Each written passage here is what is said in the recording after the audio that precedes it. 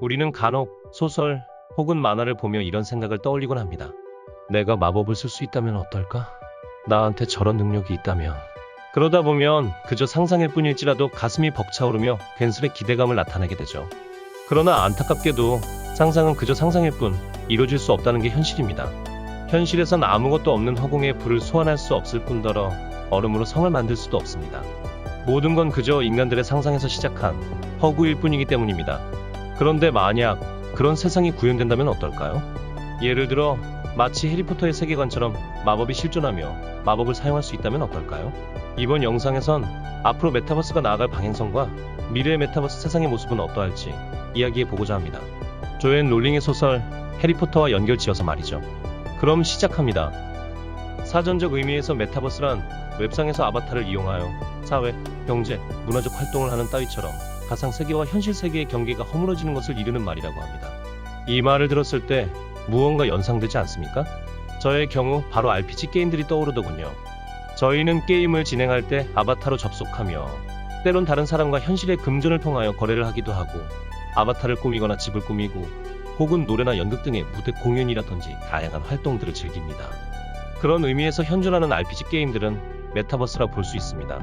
아바타를 이용하고 나름의 경제 활동도 이뤄지며 문화적 활동도 나타나는 하나의 세계라고 볼 수 있습니다. 그러나 보통의 사람들은 RPG 게임을 바라보며 이를 메타버스라 일컫지는 않습니다.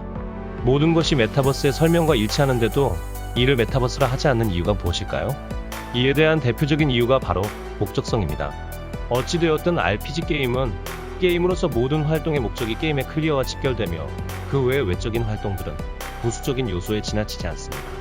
집을 꾸미던 돈을 벌던 게임의 최종 목표 및 개발 의도는 그 세계의 평화, 악당의 저지 등으로 정해져 있음을 말입니다.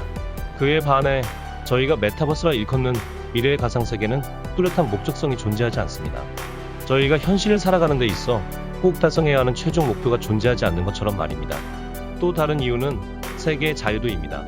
아무래도 게임이라는 환경의 특성상 플레이어의 행동에 수많은 제약이 걸리기 마련입니다. 예를 들어 들어가고 싶은 곳이 있어도 들어갈 수 없는 곳이 넘쳐나며 애초에 배경으로만 구현될 뿐 실제로 구현되지 못하는 곳도 다양합니다. 하고 싶은 것이 있어도 만약 게임의 규칙과 어긋난다면 애초에 시도조차 할 수 없는 판국이기도 하죠.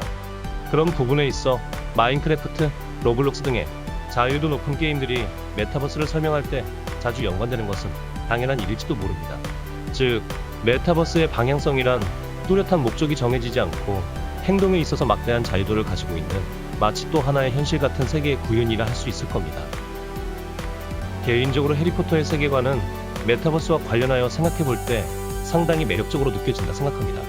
전 세계적으로 사랑받던 소설이기에 엄청난 인지도를 가지고 있는 데다가 배경의 경우 현대의 마법이란 요소를 가미할 뿐인지라 구현 및 적응이 손쉽게 이루어지기 때문이죠. 그곳에서의 활동마저도 매우 다양합니다.